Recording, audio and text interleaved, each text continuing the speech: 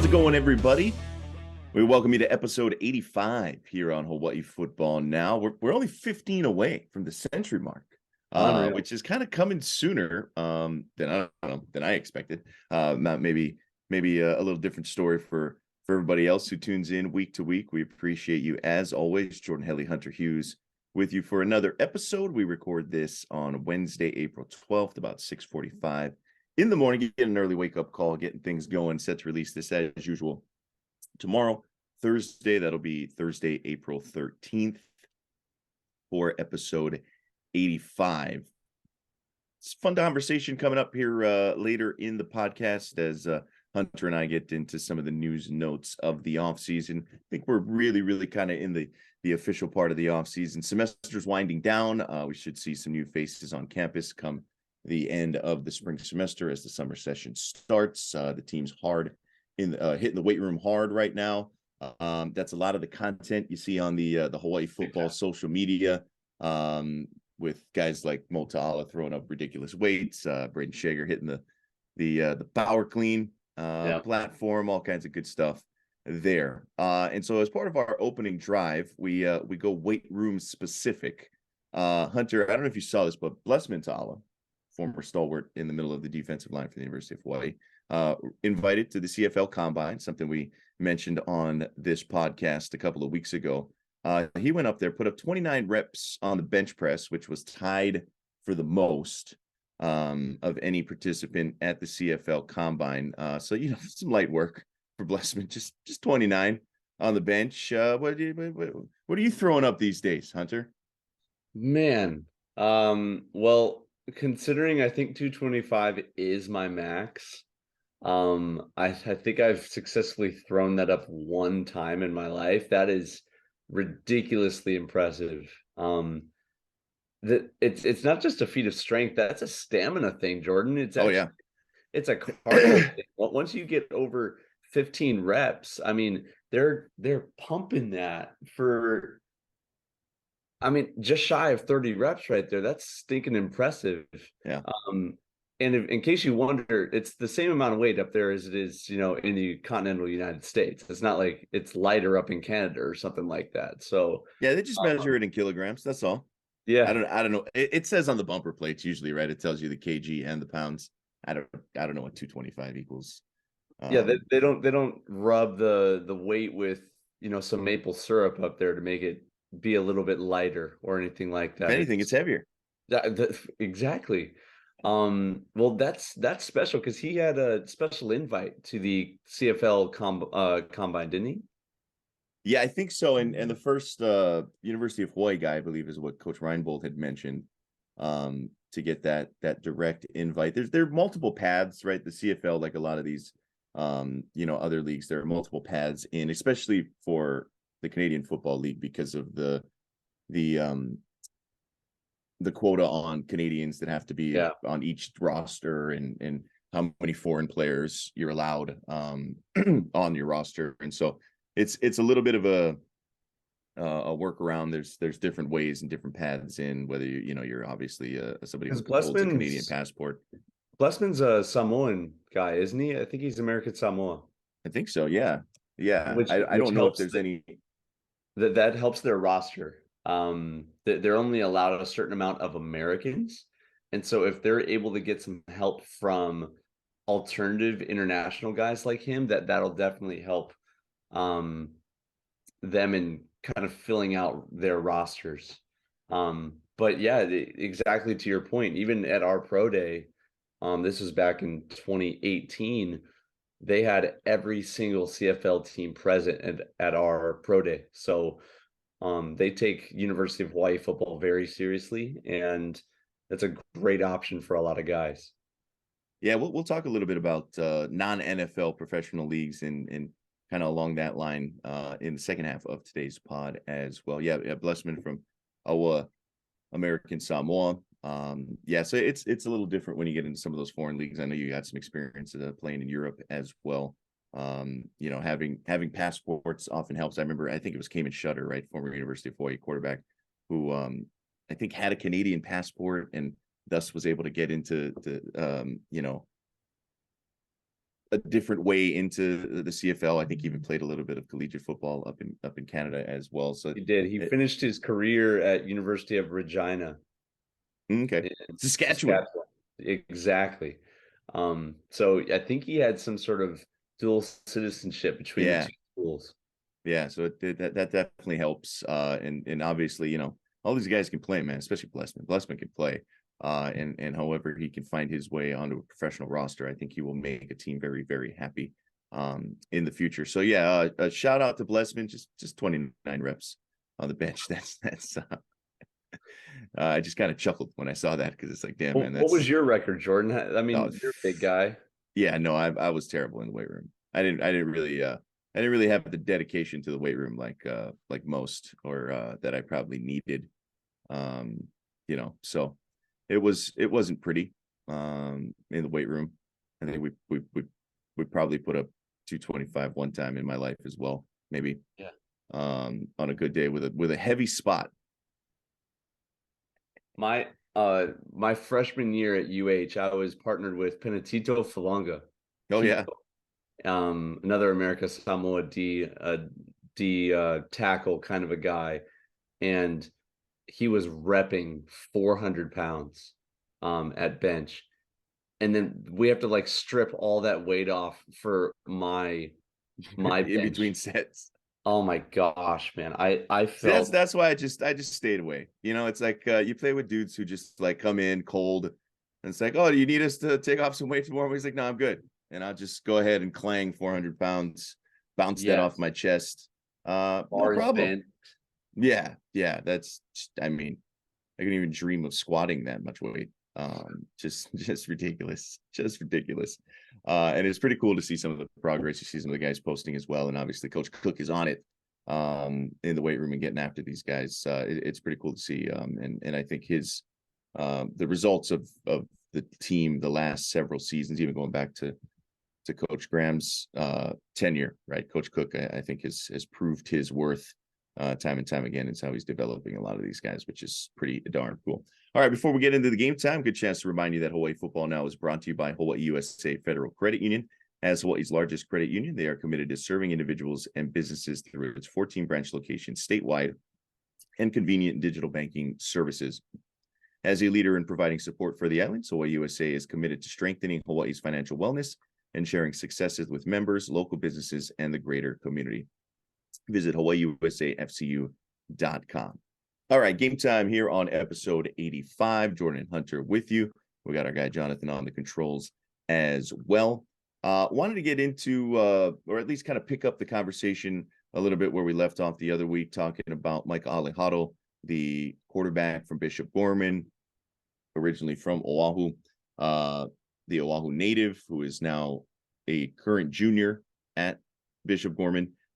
Still has a senior season left to play in high school, but has verbally committed to the University of Hawaii. And Hunter, I thought this was kind of interesting, and I wanted to bring it up as a topic on the pod because since he has committed, or at least given his verbal commitment, right, which has been over a week now, my man's been pretty active on Twitter. And I'll kind of explain why. I think you're pretty privy to this, but for the folks that maybe aren't on Twitter and following along. So you've got a number of guys, including local boy, Anelu Lafa'ele, who is a St. Louis defensive lineman, outside linebacker. I think he's officially listed as like an edge rusher.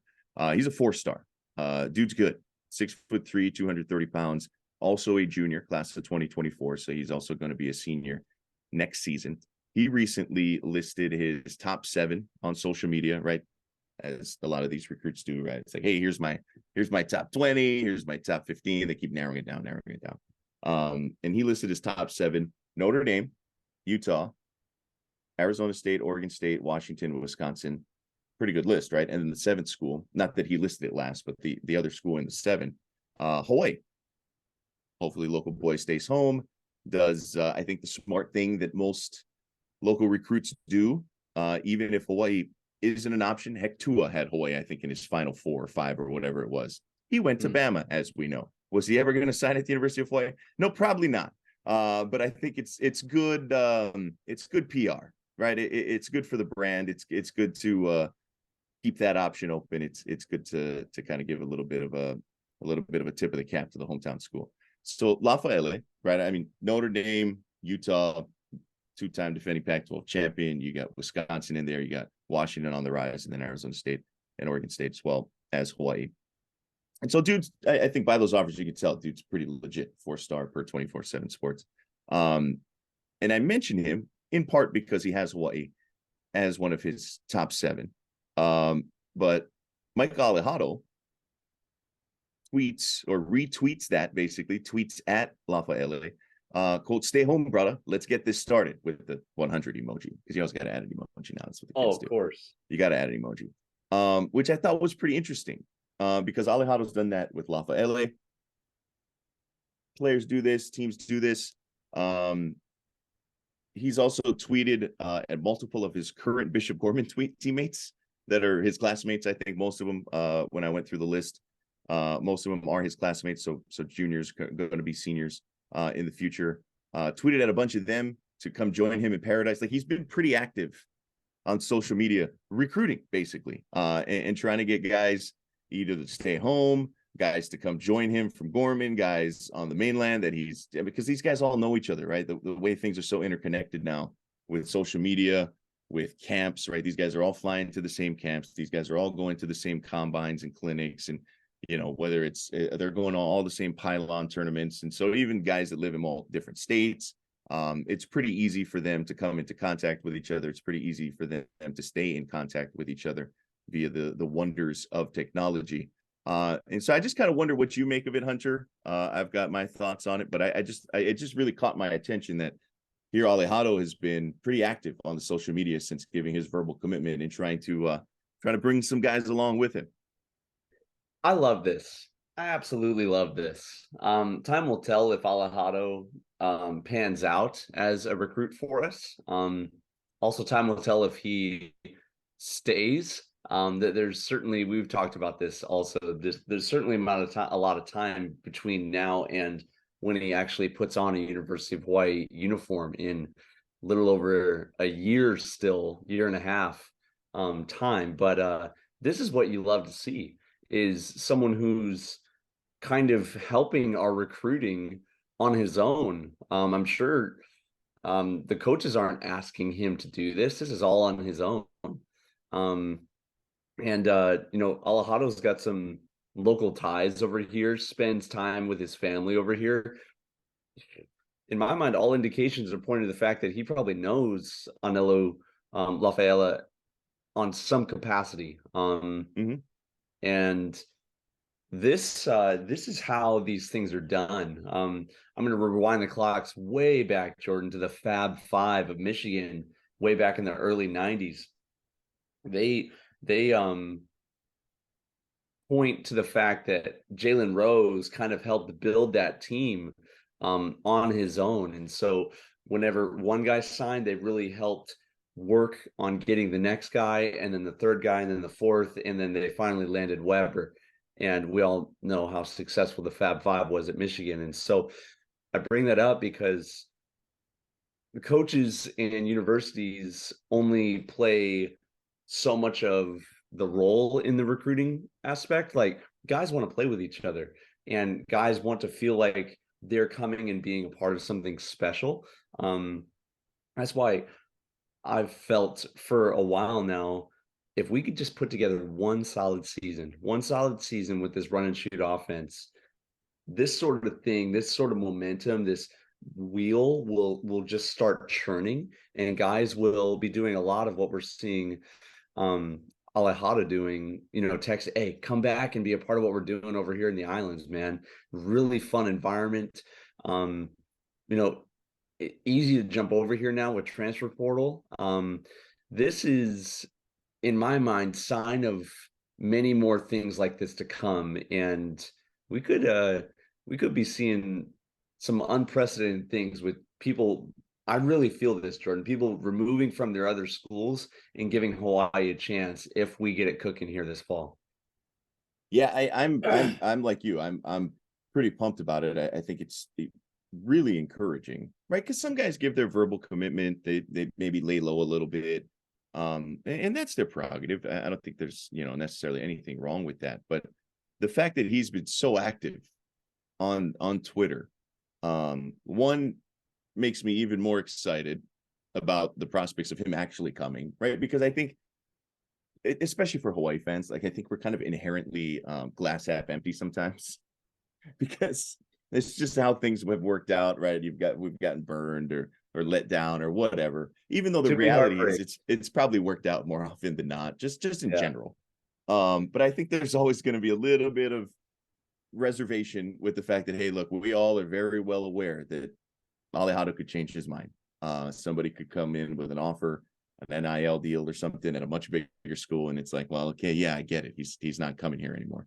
But the fact that he's been quite active in trying to pull guys along with him, or at least encourage them to come along with him, makes me more encouraged that he indeed is pretty serious about his intent to come play at the University of Hawaii. That's one. And two, the fact that he is, you know, I don't know if it's just kind of, a trait you like in a quarterback, but a dude who's trying to lead the way, right? I love that. I love that he's kind of taking the initiative to go ahead and be point recruiter on a lot of these things. And I think for somebody like him, right, he's in a little bit of a different position. He's obviously got all the local ties, having grown up on Oahu. Like you mentioned, I got to imagine he knows a lot of these guys who are still playing high school football in Hawaii, but he's also got a little bit of the added cachet. He's got a little bit of the added credibility of being the class of 2024 National Player of the Year last year, quarterbacking a top basically 3 team in the country in the high school rankings, playing high profile games on like national television. And so he's a pretty known commodity in wide circles, and a dude who I think is garnering more and more recognition, a guy who is garnering more and more respect on a recruiting level, and I think I already had that, and I think could be pretty influential amongst his peers, right? If he's that dude, which I think the University of Hawaii coaching staff believe that he is, And I they think played that we're against each all other. St. Louis sorry. played Gorman. Well, St. Louis played Gorman this Yeah, last yeah, year. Yeah. exactly. And there's quite a connection there. I mean, there are a few St. Louis guys who went up to Gorman to play this past year. Yeah. And I think at least one of them has come home to like run track at St. Louis. It's a wild world out there. Yeah. You want to talk about transferring at the college level. And so I just think that he could have a bit of an outsized influence on his peers, on his friends when it comes to recruiting. Because as you point out, I mean, this is a tale as old as time, right? You want to go back, gosh, how long? That's the Fab Five. That's like 30 years ago. Actually, it's more than 30 years ago, right? When you're talking about Jalen Rose, Chris Webber, Juwan Howard, those guys at the University of Michigan, when it comes to basketball, like guys want to play with their friends. That's a tale as old as time. And so you see it every year at multiple schools, right? Even the big time recruits. It's like, oh, okay, you go read the recruiting websites. When you look at some of the projections, it's like, okay, well, he's on his visit, but his buddy's already committed to USC, and so I think that's the way he's leaning, right? And just this happens very often. And so, look, if Alejandro, boy, we hope he comes, because I think he can be one heck of a player, and I think a program changing type of talent. And I think they're really encouraged by Braden Shaker right now, and then you think that, hey, maybe that can lead into the next guy, right, which is hopefully Alejandro, and then you're set for this year, next year, the year after that, and as you point out, if they can keep getting better and maybe have a little bit of a breakout season this season, this coming year, 2023, boy, that could really open some doors, and it helps when you've got a guy standing at the door like a Michael Alejandro that can help kind of usher some people in, and I think that's the hope. And that's what's got me really excited. But I know you got some other thoughts on it, Hunter. Just real quick. So yeah, him, Anil Lafaela, including Hawaii in the top 7. This is now the second guy this year in terms of a big time high school recruit that probably is going to sign elsewhere, but still included us in their top however many. We think back to earlier, kind of in the recruiting year back in like January time, Francis Muigoa from IMG Academy down in Florida, the top ranked offensive tackle in the entire country. who ultimately signed with the Miami Hurricanes, I might add you, had Hawaii in his top 4. And the reason why this is big is they could select Hawaii. It's not just up there for, kicks and giggles. There's a chance. I'm bringing this up because my former teammate Kendi Tuliamaseli'i from Waianae Mm-hmm. had multiple SEC offers and then ultimately chose to stay and play for Coach Chow here at University of Hawaii. It's a long shot, but you have to offer these guys for that long shot of them choosing to stay home. I think back to even my other teammate, Larry Tuileta, who ended up being a 2-sport Mm-hmm.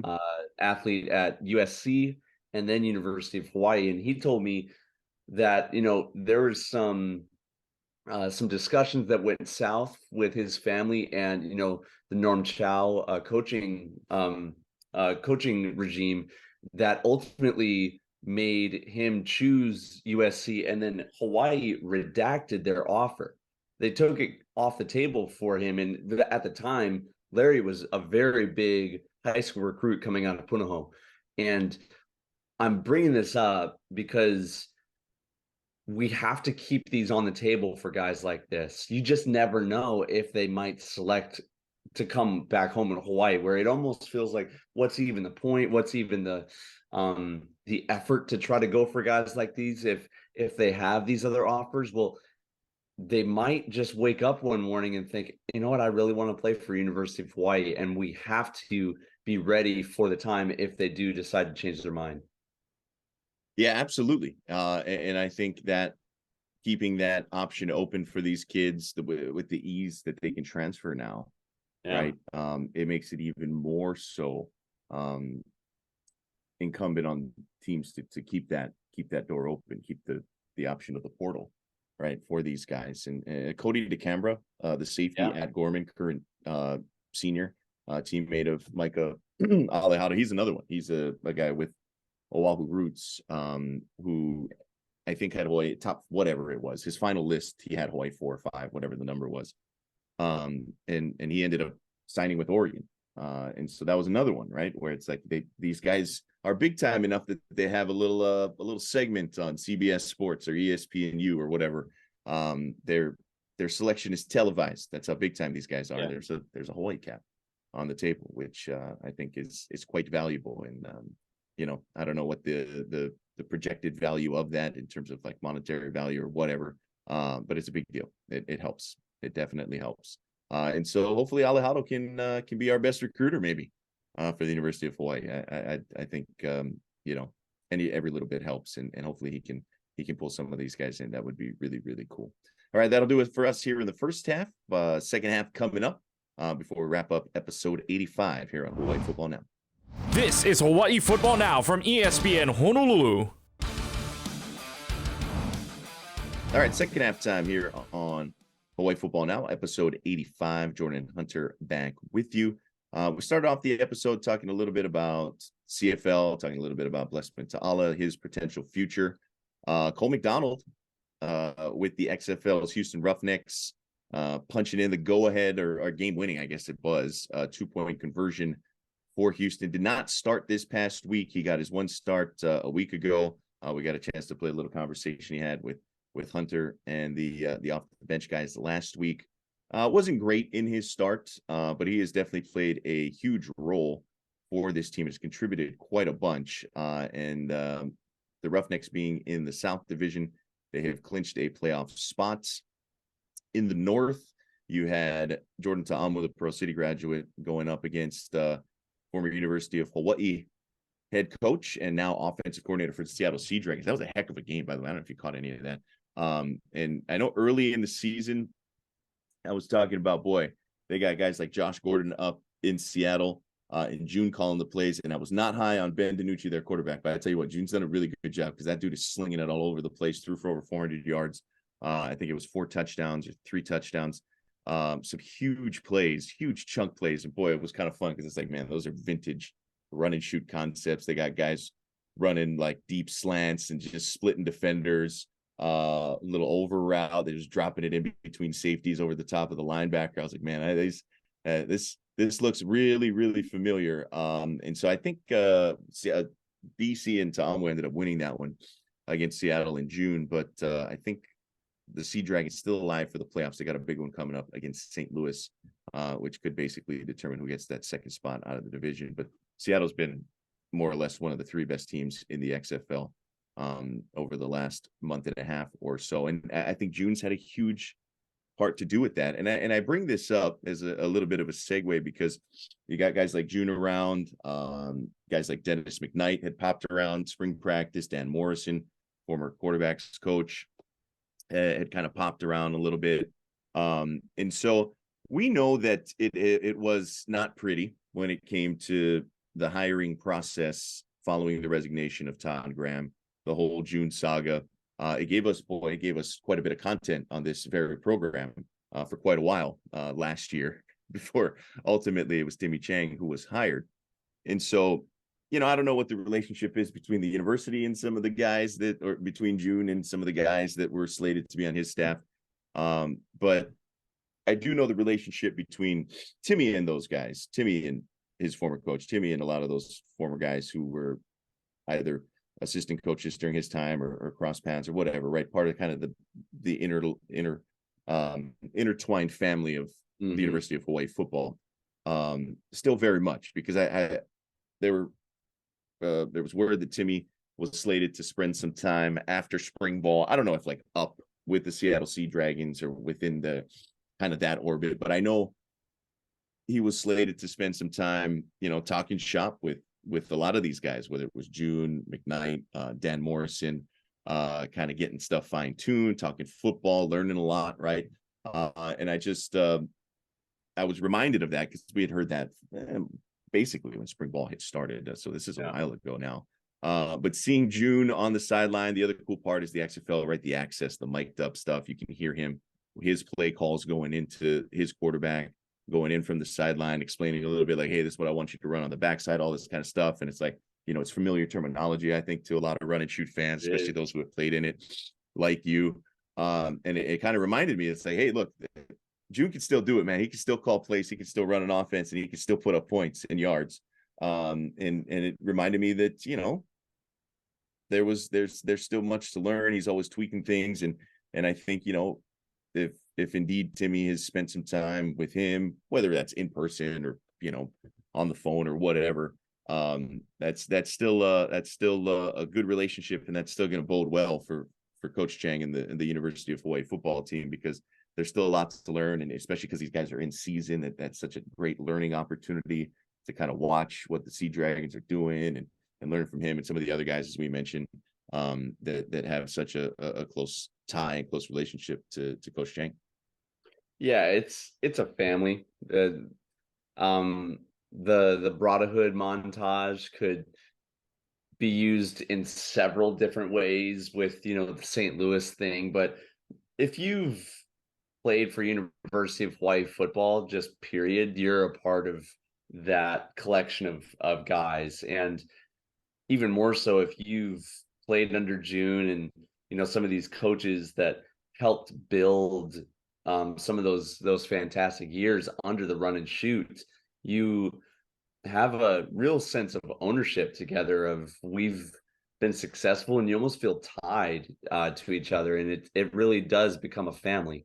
June always, or I should say Rolo always held an open door policy with June to come back and talk shop, and certainly with Mouse Davis as well. Those are the great run and shoot minds that are still out there. It's such a niche offense, Jordan, that you only have a finite amount of guys that can talk shop at that level and continue to elevate your mind in understanding it, in being able to call things. And now this is Timmy's, second full year under the helm as our head guy. I'm sure he's got, I would think, pages of questions to ask June, not just from schematics, but also, what was it like for you your first couple of years being a head coach? It's a ridiculous amount of responsibility and at times pressure too. That was my one, observation for Coach Timmy. He's done a fantastic job in the community in his first year. We've gone at length on this show talking about his success with recruiting. There's just been some times where he hasn't really gotten his feet all that wet with being a head football coach and some of the decisions and the poise required down the stretch of some games that you really have to rethink. Okay, I want to be better prepared in this next season. And again, I want to preface with they've done a fantastic job. It just comes with a new job. With anywhere you go in life, you want to pick the brain of the people that have gone before you.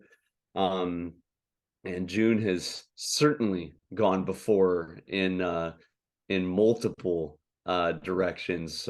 Many years in the NFL, CFL, and now with the XFL. And you're exactly right. At times, whenever they'll show like XFL promos, and they'll have like sound bites from the different QBs around the league, and the guy from St. Louis, or I should say Seattle, is yelling out aloha, aloha, aloha to his receivers, and that of course is a staple route in our run and shoot concept. So that always brought a smile to my face whenever I heard something like that. So I mean, it's definitely encouraging, and it shows that some of that higher level bureaucracy drama that can kind of come with stuff like University of Hawaii athletics doesn't have to play a role in ongoing friendships and community, and stuff like this with June and Timmy, and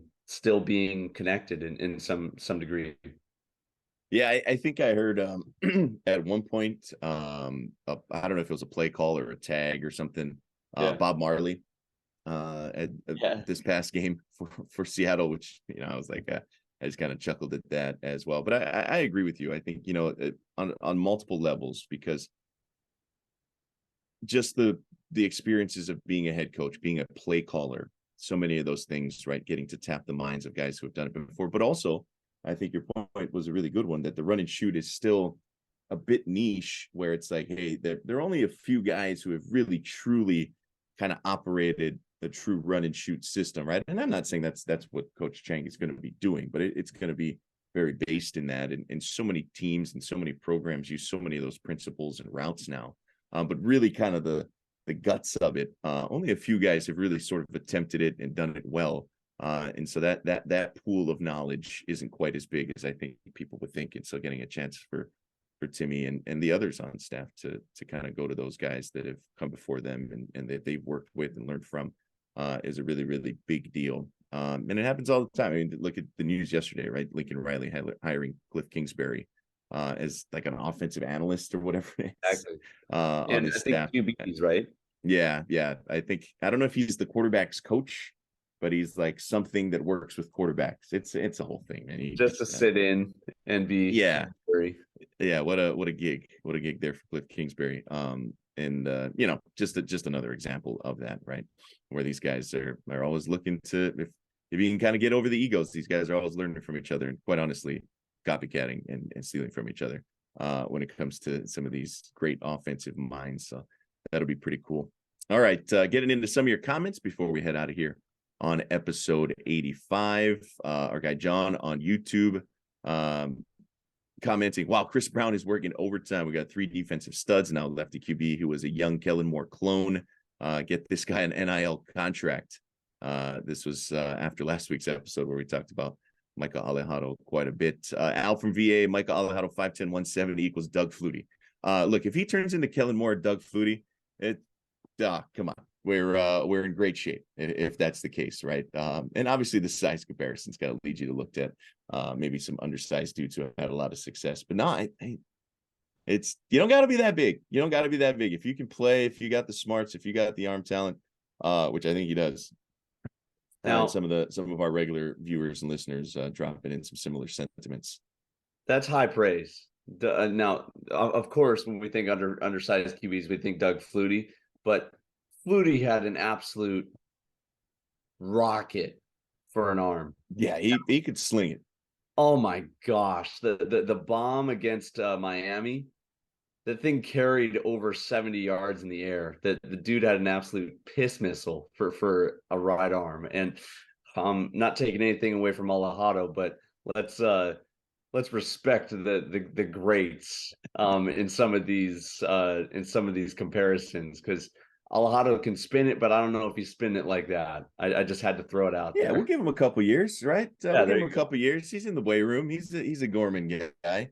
And so you never know that it's not like he doesn't have a strong arm, but yeah, Flutie was on the upper end of the percentile, right? It's like when you're a kid, they take you in. He's like, oh, he's in the 98th percentile for height or whatever, or he's in the 96th percentile for weight, or it's like your 3-month checkup or whatever. It's like, man, Flutie was on the high end when it came to arm strength, not on the height percentile. That's right. Neither was I. For Doug. Yeah. It's pretty good. Our guy Al from VA also still trying to get Nate Ilawa to go out back to the DMV where he's from, and run a little camp, run a little clinic. I will say this, man, that they have not limited their recruiting scope. They have been very, very widespread in trying to track down recruits. I don't know if specifically targeting the DMV area, of course, the DC, Maryland, Virginia area. For those not in the know, aka the DMV, they're on the East Coast. But I will say those guys have very much been spreading a wide net, casting a wide net to try and go get some of those recruits. Our guy Al from VA a couple of episodes ago also wondered if he could start a GoFundMe to raise money for Chad Owens to personally train and coach Eon, as he calls him, Eddie Osei Katia. I don't know where Eddie is. I don't know exactly what his timeline is to get here. I don't know what old CO2 is up to. Besides his like weekly or twice weekly show he's got on the Honolulu Star Advertising. You can go check that out. Shout out to Chad, doing a great job there.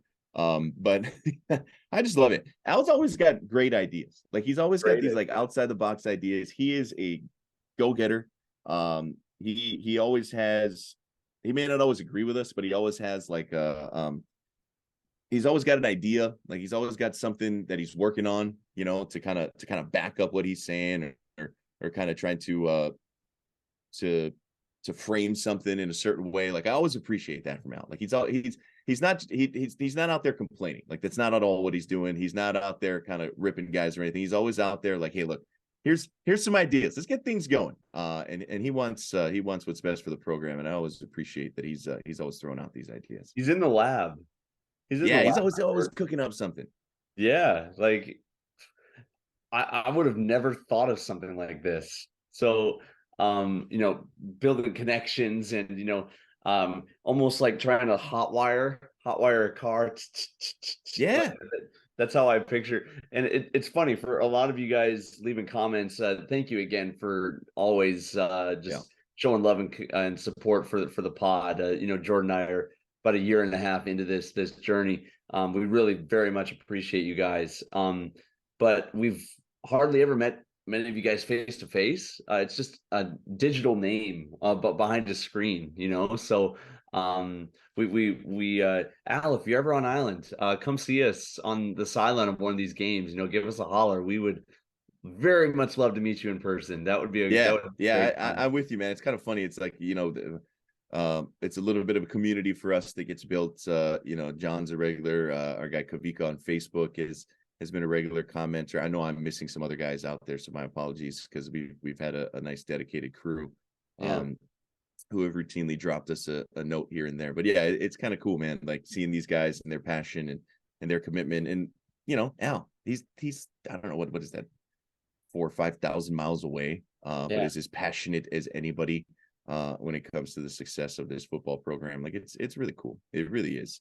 So shout out to you guys, and I don't know, we'll look into it. I don't know what it would take to get some of these guys getting trained up by Chad Owens or something like that. There is a lot of as we mentioned, kind of like with the conversation we talked about with Timmy and June and some of the other coaches, right, Dan Morrison, and just the interconnectivity. it's always kind of cool because I think there's a lot of that with players, former players, guys helping out, guys getting in contact, all that kind of stuff. And I'm not saying that's already happening with somebody like Chad and maybe a recruit like Eddie Osei Kitia, but there is a lot of helping out. And you hear Hunter talk about it all the time when he's talking to current players, here on air on our recordings of the podcast. Like there is a very, very strong sense of guys wanting to help out. And so I'm pretty confident in that, whatever form or fashion that may look like. So it should be pretty cool. Sorry, Hunter, you wanted to no, chime in there? no, I'm right there with you. It in some ways the brotherhood is extended even to our regular listeners on the podcast. Yeah. It's pretty cool to see, even from afar, we're able to stay connected with all of this. It's pretty cool. Yeah, it'll be pretty cool to see how these next wave of University of Hawaii players, right? This next recruiting class, how they kind of integrate and get into things for sure. All right, that'll do it for us here on the second half. We got to get our little 2-minute drill to get on out of here.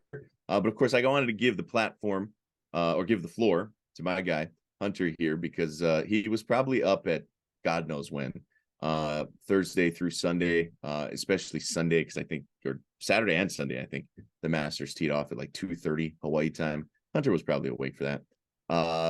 Masters thoughts, Hunter, as John Rahm, who's been the best player in the world here for months now, continues to just dominate. Brooks Koepka wilts under the pressure on Sunday, kind of fell back. Tiger, boy, man, just take some time off, Tiger. Get the body feeling good.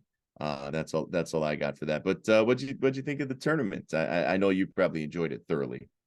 Oh, it's my favorite week of the whole year, Jordan. And I'll admit I have a screw loose when it comes to the Masters. Like I am ridiculously obsessed with it. I can literally name you every champion all the way back to 1995 till now in order. And there's no reason. There's no reason I should know all of that, but I do. But yeah, you're exactly right. That occupied all of my headspace this past weekend. Um, Kind of all over the place in terms of weather. Started off the week really hot, and then it went into the high 40s by the time Saturday rolled around. And so for a guy like Tiger, that's going to take a serious toll on your body. I'm thankful that he actually withdrew after making the cut, which extended that historic streak to 23 straight Masters making the cut. Because he looked horrible, just walking up and down the place. It's hard whenever you watch these guys that you root for your entire life get to that point. I think of like a guy like Ronnie Coleman, the famous bodybuilder, like who walked around with a cane now. It's tough to watch the Giants fall. You know what I mean? But back to the tournament just for a second. I don't know if you saw it, Jordan. 3 ginormous trees got blown over in front of the 17 tee box. And of course, I found as much video as I possibly could. It almost hit a lady. Like this lady was in the middle of these 3 like 70-foot high loblolly pines, and miraculously it didn't even hit her. Now I'm super glad she's okay. If that's out there in ways to go, watching the Masters and having a loblolly pine fall on you, I'm taking that. I'm taking that any day of the week if that's my way to go out of this world. I don't know about you. Yeah, it's it's pretty miraculous that nobody got injured.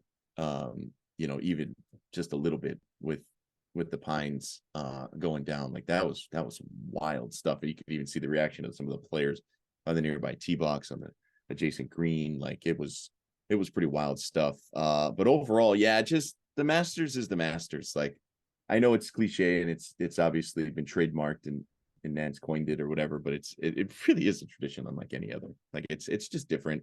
And the way that they do things and how everything is perfectly manicured, the greens, just the color green across that course and how beautiful everything looks, and the fact that they make you put away your phones, and the food and drink is pretty cheap, and it's just everything about it. It's like, man, they just do it right. It's like, I was listening to a podcast and they had the chef David Chang. I don't know if you're familiar with him. I think Ugly Delicious was his show. But and he said he's worked in restaurants for majority of his life, businesses, right? Obviously, he's very keen to the business side, but he said, because he's a big golf guy, apparently, was a really good golfer as a younger man, and really into golf. But he said Augusta National, like as an operation, is as well run as any business in the world. Like it's that good. Like it's like clockwork, and they've got everything thought of, and it's so smooth, and everything works. And it's just smart in how they do everything. I mean, even down to like their television deal, right? Like they don't, ESPN and CBS don't pay them any money for the rights. But Augusta National gets like complete control over how the broadcast goes, right? They can only do so much, and there's issues and questions with that, but it's just the foresight to think of that, right? It's like, hey, no, but it's this giant promotion for Augusta National. Like they just kind of do everything well thought out, and you can see that. But maybe they got to go check the integrity of the pines and the wind coming in, and just make sure that, because boy, that, I mean, if something went wrong, right? Oh boy, it's disaster. It's like, it's unprecedented at a place like that, where you brought up everything is so perfect. It seems, for something like this to happen, it's like, that's not supposed to happen at Augusta. No, I'm sure. Yeah, I'm sure the powers that be were they didn't feel great about that. So yeah, no. I mean, obviously they got through the weekend, and I'm sure they'll get that all sorted out and make sure, when the weather rolls in, that the trees are all good. Yeah, my final thought just on that, Jordan. It's funny because the ladies in my life that don't play, like my mom, my sisters, my girlfriend, they don't get it. You know what I mean? Like that they're like, you're seriously gonna spend all Sunday watching this? And it's just, they don't understand it. It's so funny to me, because for those who love sport, those who love the tradition, I mean, I can literally go back and tell you where I was sitting, who I was sitting with for, Tigers chip in on 16, Phil's shot off the pine straw in 2010, Bubba Watson's hook gap wedge from the trees in that playoff against Louis Oosthuizen in 2012. Like, you can go back and think where you were when all of these things happened. And even if you're not a fan of golf, it's a fun story to be a part of. And just real quick, off of that same kind of adage, I'm hoping that we're past some of this live PGA drama, because let's make it about the golf. The fact that 52-year-old Phil Mickelson goes down the stretch and shoots a 65 and gets a tie for second place is unbelievable. How long that course is playing right now, and for Phil the Thrill to go out there and do what he did, that is seriously impressive. And I would love for it just to get back to these guys being the best in the world at what they do, and it not having this kind of sideshow to it. So that was overarching for me, as someone in the media, the story that I feel like we can finally put some of this to bed, and get back to kind of what matters. Yeah, I think that was one of the cool aspects of it, was you really got all the best players together again for the first time, since Live kind of got started. So yeah, it'll be fun. And the nice thing is we don't have to wait too long for the next major as well, which is kind of around the corner. So I'm sure we'll get Hunter's thoughts on that as well. Again, thanks to everybody for tuning in. Thanks to our guy Jonathan on the controls. Everybody who dropped us a comment as well. Feel free to keep doing that on future episodes as well. Mahalo to you, Hunter. As always, good stuff. Big thanks to Spectrum Mobile and Hawaii USA Federal Credit Union as well. That'll do it for us. We'll see everybody next week, episode 86, when we see you next week here on Hawaii Football Now. You've been listening to Hawaii Football Now with Jordan Helly and Hunter Hughes, all from ESPN Honolulu.